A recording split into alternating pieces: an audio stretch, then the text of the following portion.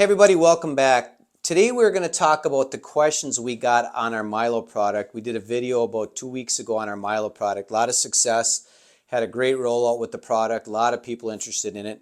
And we did get a lot of questions. I mean, social media, I see questions. Our Facebook page, we see questions. Here at the office, we get questions on it. And what I wanted to do was kind of answer the most asked questions pertaining this product. So let's kind of walk through it. You know, the biggest question we get is the color. What color is this Milo? Obviously, it's the red Milo. We've had 3 or 4 different varieties we've tried, including we had somebody trying white, and we just did not see the attraction. There was a couple of varieties I tried myself. I just didn't see the attraction. But this is a red Milo that we settled on. We had it planted in Wisconsin. We had it planted here in the UP. We had it planted in lower Michigan on 4 different farms. Great success. I've used this a couple of years now, and the deer have always ate this Milo. I have seen Milo, or some call it grain sorghum. They just didn't seem interested in, but this particular Milo for us on our test farms, it did great. It's a red variety of Milo. What is the height of this Milo? When we ordered this Milo, we wanted to try the 3-foot variety. We tried a 4 to 5 foot variety. I did not like the height of the 3-foot variety, just because when I'm using this Milo, I like the structure it creates. I like the visual barrier it creates. Now, a lot of these taller deer, there were some does, it was right up at their chin. I like that height, but this is a 4 to 5 foot variety. For me, and you saw the video, if you have not seen that Milo video, you can go back a couple and you can see it. On our property, we've got absolutely horrendous ground. It's terrible ground. I can't grow very much on that ground, but this Milo did quite well. But if it was on better ground and we got it in a little bit earlier, I couldn't plant it as early as I wanted to because we just didn't have any rain. We finally started getting some rain middle to late June, I believe, and we got this Milo in. But it got about 4 feet tall, and the seed heads were decent size, but I believe in better soils because I saw some of our partners have 5 feet tall and huge seed heads.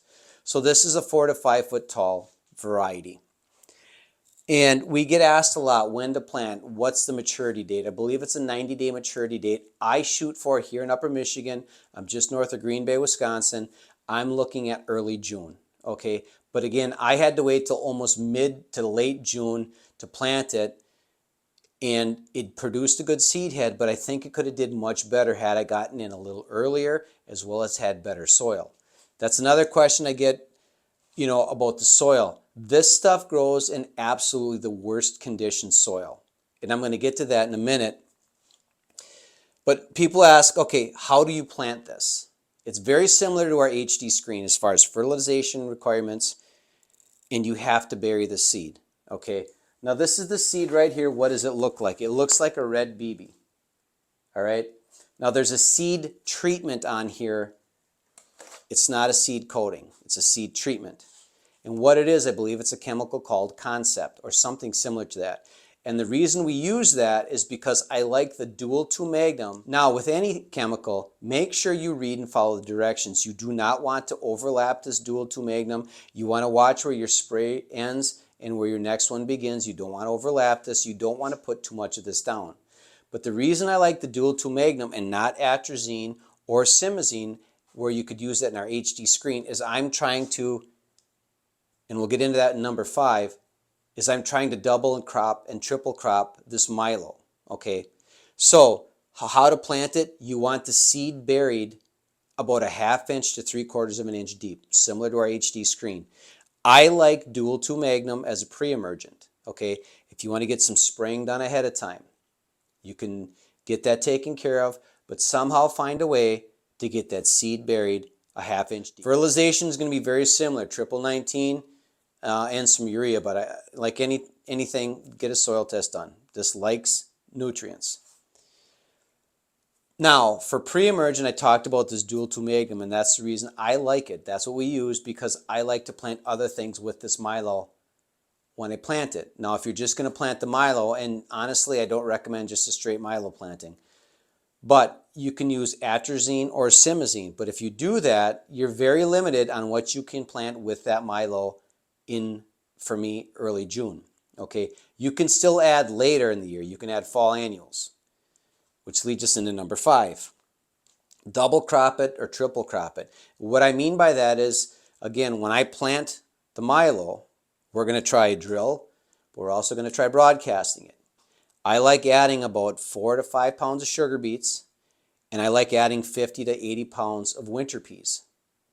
Now, what I'm trying to do with the winter peas is create, I cannot grow corn up here. I cannot grow soybeans up here because they're going to get eaten to the ground. I can plant Milo and I can plant winter peas and try to have that corn bean effect that they get to have down in Iowa and Illinois, where it's just a sea of food. But I also add sugar beets because those three can be used, you can use dual 2 magnum as a pre-emergent on those 3 plantings. And then in June, I overseed about a pound of rutabaga.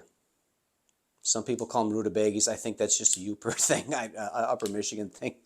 But rutabagas, because those are tolerant of the dual 2 magnum pre-emergent. And then by the time we get into September, I might add some buckwheat. We might add some rye in late September. But here's my thought process, okay? I've got this green carpet of food down low, but I also have 3 and 4 and 5 feet off the ground, another layer of food. So I am stacking food upon food. And that's what I like about this, okay? But some, and I saw a lot of postings on Milo this week. One of the things that stood out is people are looking at planting a monoculture of Milo. And what I mean is that they plant the Milo and just walk away. Do their weed control. You can use 2,4-D if you're just planting straight Milo. I don't agree with that, okay? With these small properties, mine included, I'm looking at putting as many groceries in front of those deer as possible, which is why I like food down low and food up high. Now, some people are going to say, well, the up high Milo is going to take sunlight away, which is why we recommend, if you're going to double crop it, add planting and then triple crop it, fall annuals, maybe add some rutabagas in July, you back the rate down to maybe 5 pounds an acre. But I really like this opportunity to have green food down low, and then in November, maybe late October after a few frosts, and it starts to turn colors and become very attractive to the deer. Now you've got another layer of food up high. And it also puts structure in your food plot. I really like this. But the thing is, the thing I like the most about Milo is the environment we could grow it in. Like I've showed you folks, like I said, you can go back to that Milo video and all the rock and clay and sand and crap. That's the worst ground I've ever tried to food plot on. But that Milo did great. I can't grow brassicas in there. I can't grow white clovers in there. There's a lot of stuff I can't grow. But Milo seems to take crappy soils really well. As good as it did on that crappy soil, I can't imagine what it'd do on great soil. So that's one of those options for folks that have sand, clay ground, just bad soil that you can't grow a lot of these other food plots for the deer. This Milo did great for us. Even in the drought, it was really dry for like 6 or 8 weeks. It still did just fine. Stressed a little bit, probably slowed the growth down, but it did great on this crappy ground. So let's talk about the bonus, okay? One of our partners that we work with, he's one of our new partners. It's Nate down in, I think he's in Madison area, Madison, Wisconsin. He's got a YouTube channel, Nate's Bow Hunting. And it's kind of funny how this came out. I think he did a Milo video, or I did one, and they were within a couple of days of each other. And I didn't call him and say, hey, we're going to do this. But, it's kind of funny. He did a Milo video where he likes using Milo as bedding. And he claims that it's better than switchgrass. And hey, that's your opinion. Okay, and again, I sell switchgrass. He even mentioned it in the video. John sells switchgrass and we're working with him and blah, blah, blah. And you know what? That's his opinion. I want to hear your opinion. I'm open to all these ideas.